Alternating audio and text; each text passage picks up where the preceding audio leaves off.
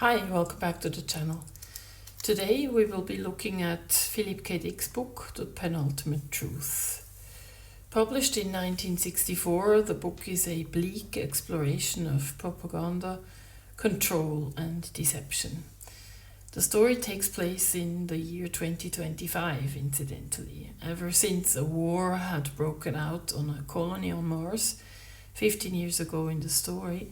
Most of humanity has been forced to live underground in massive tanks under the pretense that World War III is raging.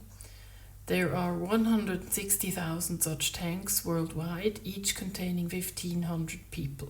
In reality, the war had only lasted about 2 years, so for 13 years the world has been controlled by a small elite that lives on the surface, maintaining the illusion of war to exploit the underground workers. Those subterranean workers, or tankers as they are also called, are told all kinds of lies about the surface world, how it is a radioactive wasteland and how there's all kinds of pestilence. In regular video streams, the leader of the Western world, a figure called Talbot Yancey, encourages the tankers to stay strong and fight the good fight. Talbot Yancey epitomizes everything that is worth fighting for. He incorporates all the moral values that one would hope to find in a leader. The people even refer to him as the protector. We learn early on in the story that Yancey is not a human being but a robot, nailed to the oak desk from behind which he gives his speeches. The lives of tankers revolve around sustaining the war effort. They are forced to endlessly produce robots, so-called leadies, under the pretense of supporting the war effort. The leadies are actually used by the surface people as personal servants and to maintain their estates. The elite live in luxury and have divided up Earth into so-called domains, huge patches of land with a large estate each. The de facto ruler, Stanton Brose, is the Minister of the Interior and head of the agency. Brose controls Earth because he alone has access to pre-war weaponry, including time travel equipment, artificial organs to prop up his health, and he is, in theory, capable of centrally controlling all the leadies ever produced, all the surface robots. The agency writes and produces fake news bulletins and goes as far as staging and filming the destruction of whole cities in order to convince the tankers of the ongoing world war. Part of the book is actually a sly commentary by Philip K. Dick on the world of publishing. He sets the agency at 585th Avenue, New York City, the address of his real-life literary agent at the time.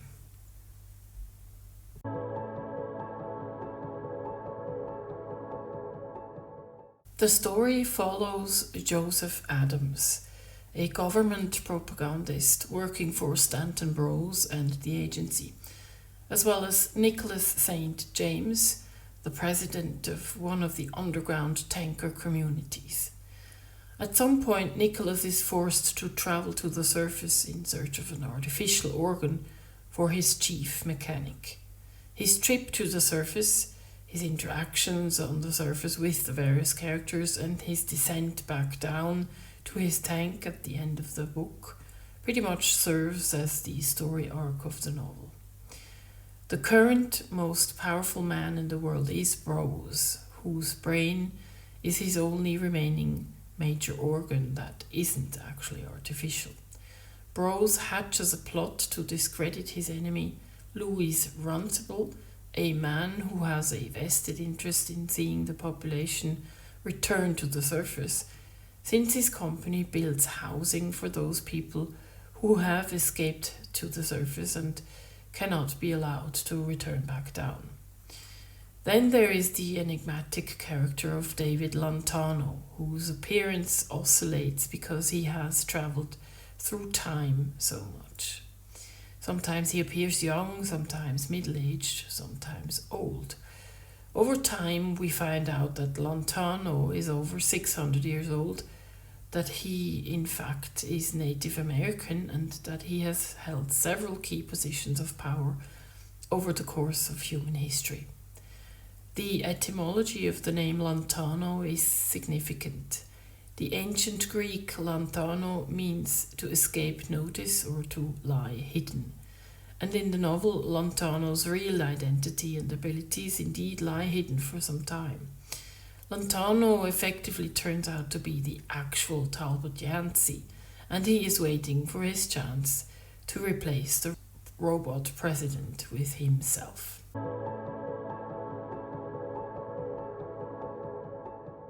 Written at the height of the Cold War, not long after the Cuban Missile Crisis, The Penultimate Truth is in part a reflection of general anxieties, in the West at least, about the likelihood of nuclear war and whether human life would survive the devastating aftermath.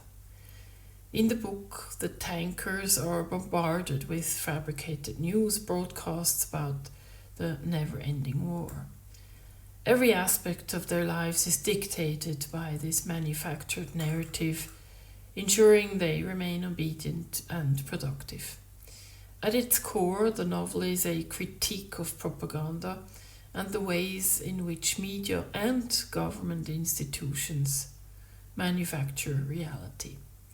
Dick frequently revisits the idea that truth is a construct shaped by those in power, leaving the masses trapped in an illusory world. The book invites you to ask how much of your own life is propagandized. Sometimes the state of your own propagandization becomes most apparent when a sudden shift in the current power structure makes it apparent how arbitrary any and all of the narratives are that the masses are being fed at any given point in time.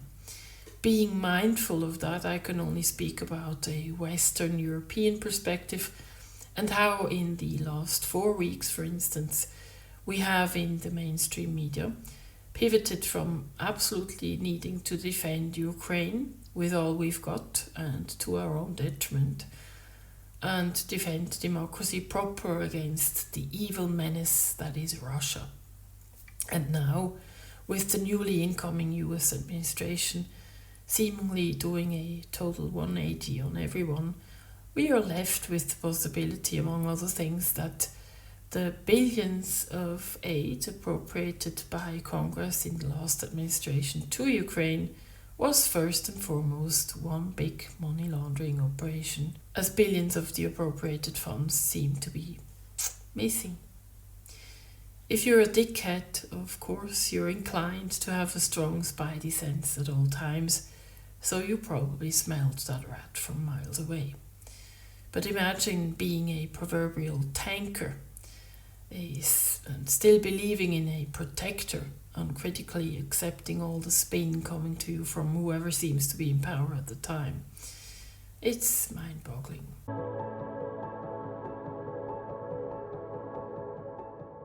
In The Penultimate Truth, the elites live comfortably on the surface, while the masses toil underground, believing that they are sacrificing for the greater good. While underground, people are forced to look out for each other in crammed living conditions. Above ground, everybody uses lies to get a slice of power for themselves. The surface world, for all its privilege, is a playground for cowardice, greed, violence, and deceit. In today's world, the disparity between the ultra-wealthy and the working class is staggering. We see billionaires amassing unprecedented wealth, while millions struggle with basic necessities. The novel's premise, where those in power maintain their status through deception and manufactured crises, mirrors modern concerns about economic inequality, corporate greed, and the illusion of upward mobility. Consider how corporations and governments push certain narratives to justify economic policies that ultimately benefit the elite while keeping the masses in a state of perpetual struggle. wage stagnation, rising living costs, and job automation were all modern equivalents of Dick's described systems designed to keep the majority busy and powerless, while a select few reap the rewards. While the tankers in the book fight for their lives and survival, and that is their purpose, the surface people are preoccupied with struggling for and remaining in power. What a sad state of affairs to think that this is all we are and ever will be capable of as a species. But it is the picture that PKD paints in this book. Even the purported heroes of the story are at least partially in it for themselves, and neither life below or above ground seems particularly desirable. There is a central scene in the book when the character Joe Adams, the speechwriter, descends into the tank world together with Nicholas, and Adams realizes just how much the propaganda that he has created has been internalized by the tankers down below. While down in the tank, he understands how the tankers not only accepted the propaganda on an intellectual but also on an emotional and practical level, right down to the hygiene protocols they adhere to. I was eerily reminded of the recent pandemic and how the health political decisions taken in that period of time have negatively impacted all of us ever since. Also, I realized that we truly haven't gotten a break ever since then. Shit has been coming at us ever since, and maintaining your humanity in all of this truly does feel like hard work. One of the big questions lingering, of course, especially towards the end of the book, is what is going to happen when the tankers learn that they've been lied to and that they've been living in holes and providing slave labor for the ruling class. If you think about it, we seem to have never been closer to disclosure. I am referring to the UAP and NHI thing in a long time, and there sure is a lot of positive potential in disclosure, but consider how the masses will react when you tell them, well, here you go, free energy for all, and there's at least 12 non-human races that we've been in exchange with since the beginning of time, and the biggie isn't interstellar but interdimensional travel. Talk about ontological shock.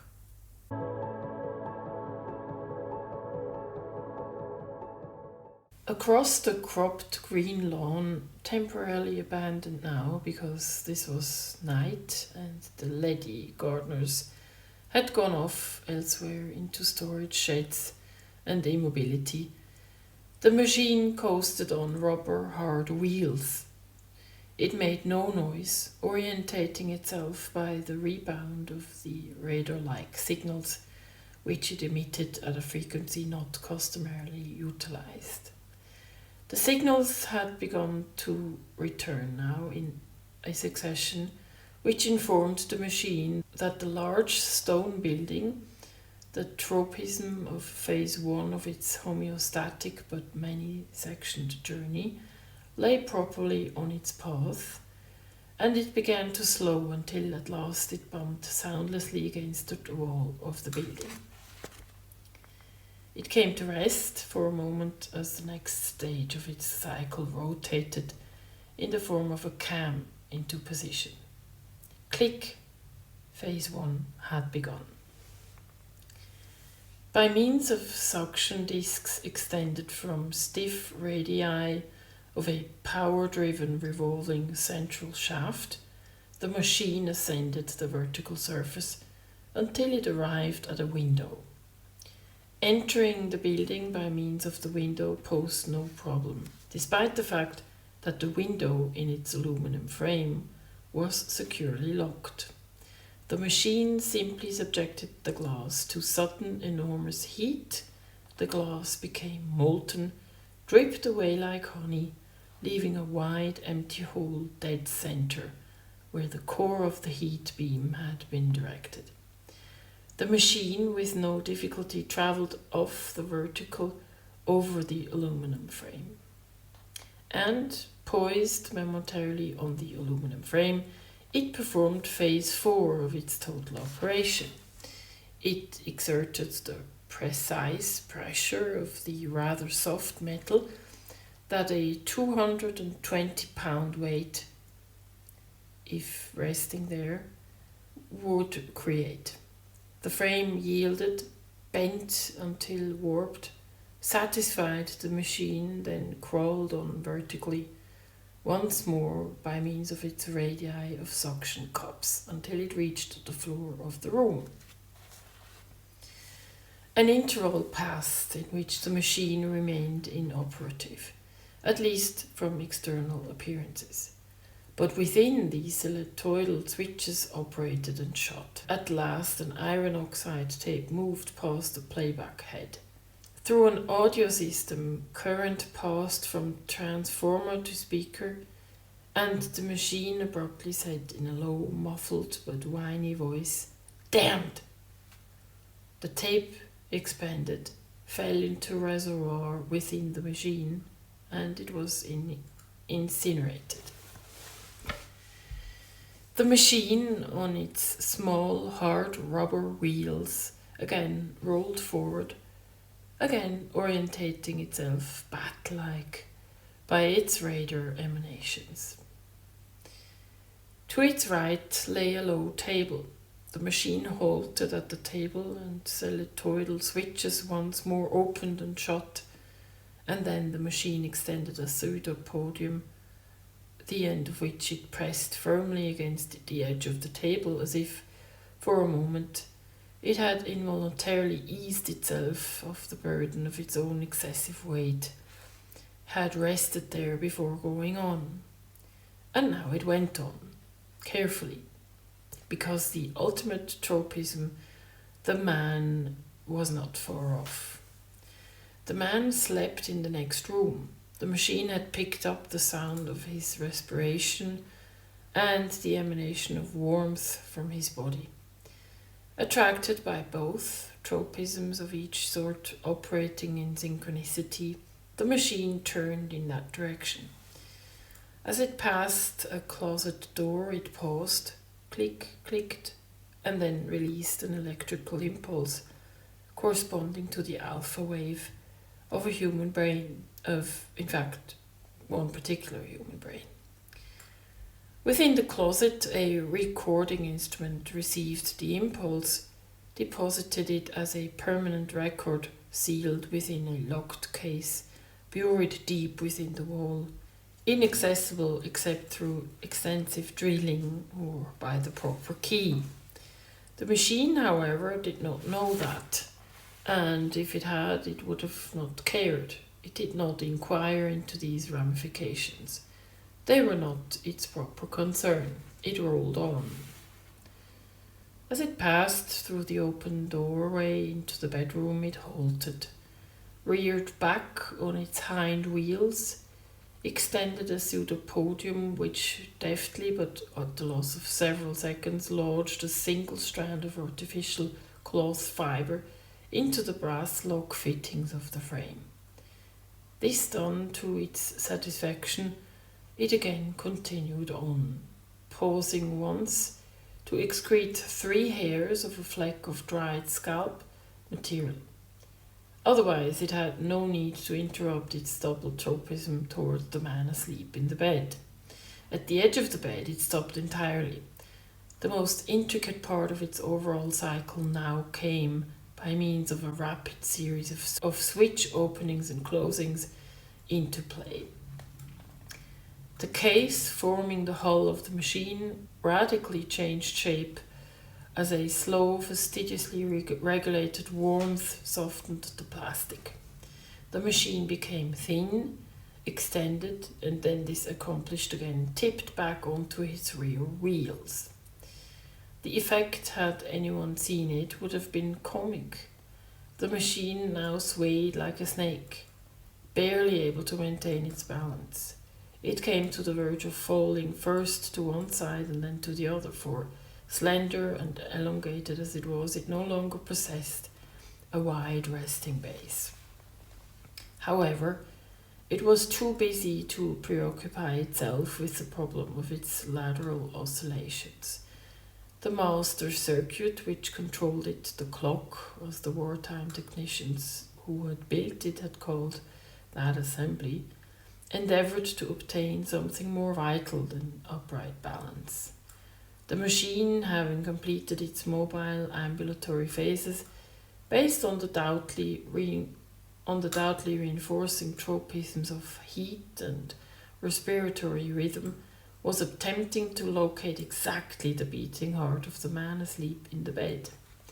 This, after an interval of minutes, it accomplished. It locked its percept system focused on the beating heart. The stethoscopic effect of its sensors registered deep within, and then the next phase came swiftly. It could not hesitate now that the beating heart had been located. It had to act at once, or not at all.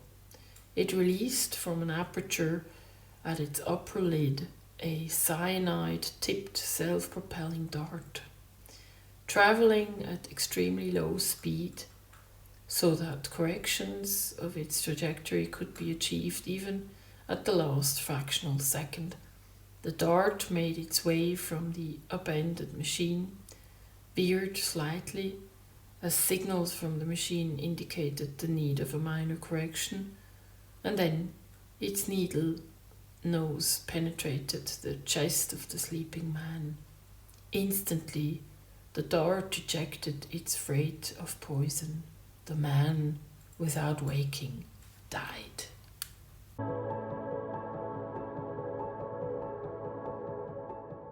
Apart from the killer robot gadget portrayed in this excerpt, there are quite some references to technology throughout the book. In the beginning, Joseph Adams, the guy who writes the speeches for the president simulacrum, he employs a tool that Dick calls a rhetorizer to aid in his responsibilities as a wordsmith. Much like today's ChatGPT, the rhetorizer requires a human to enter a text prompt, and based on that input, it produces well-formed sentences in response. So, in a way, we can say PKD predicted even ChatGPT. In the novel, the privileged class has access to advanced medical technology as well, artificial organs extending their lifespans and ensuring their continued dominance. Thirdly, manual labor, including actual fighting and killing, is being done by the leddies, the robots. Of course, human robotics in our time is no longer a myth, but reality. It's fascinating how fast those applications have developed in recent years. Examples are the Phantom Mk1 by Foundation Robotics Labs, which came out in December last year, the Atlas by Boston Dynamics, and others. The wars of the future surely will be fought between robots, I believe. I'm including a link to a mini documentary about those recent developments in robotics in the description box below for those who are interested to learn more.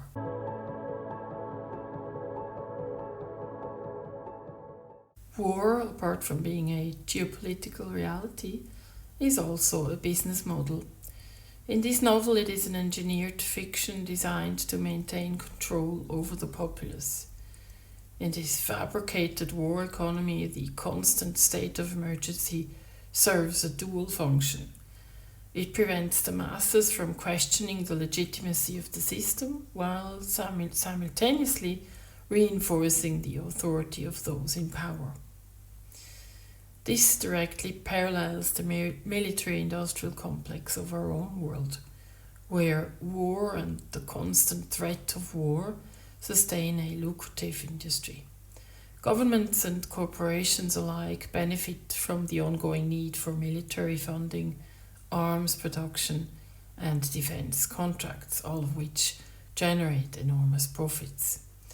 The illusion of perpetual conflict ensures that society remains stratified, with the privileged few controlling the many through fear and misinformation. However, war is only one side of the control mechanism. Another equally insidious tool is the revision of history.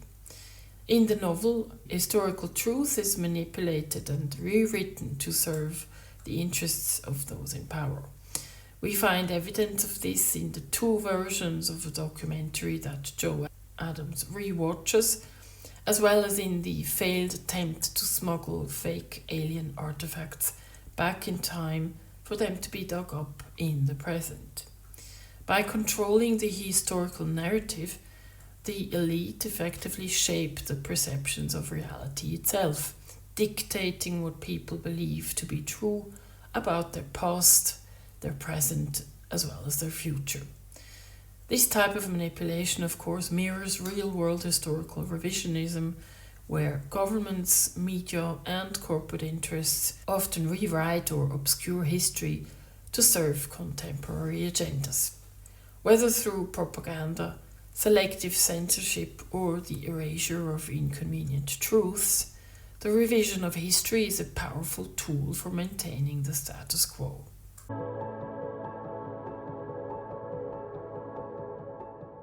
The Penultimate Truth is one of PKD's most underrated novels, but its themes of deception, propaganda, and economic disparity make it incredibly relevant to our current world. It forces us to confront uncomfortable questions, such as who do we give our power to and why? How much of what we accept as truth is actually constructed? Who benefits from the narratives that are being fed to the masses? And most importantly, how can the masses hope to ever break free from such systems of control? The book does not give us the answer. The ending of Penultimate Truth feels anticlimactic, and the plot, relying on time travel, is really convoluted, but it's a fun read. I'm rating this novel highly. I give it 5 out of 5 reverse metabolic distributors. If you haven't read it yet, I highly recommend you pick up a copy. If you enjoyed this video, please like, share, subscribe, and I'll see you in my next video. Bye bye.